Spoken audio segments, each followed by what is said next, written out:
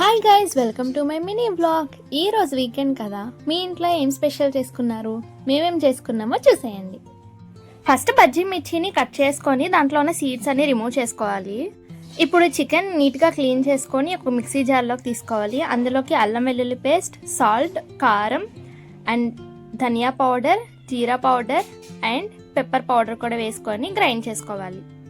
Grind చేసుకునే చికెన్లోకి 2 spoons cornflour add చేసుకోవాలి.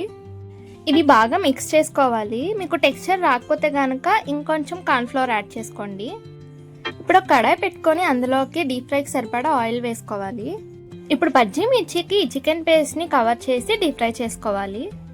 ఇప్పుడు ఫ్రై అయిన చికెన్ బజ్జీని రౌండ్గా కట్ చేసుకొని మళ్ళీ డీప్ ఫ్రై చేసుకోవాలి. అంతే, వేడివేడిగా కట్ చికెన్ బజ్జీ రెడీ. ఇప్పుడు వీటిని కెచప్లో డిప్ చేసుకొని తింటుంటే టేస్ట్ ఆహా!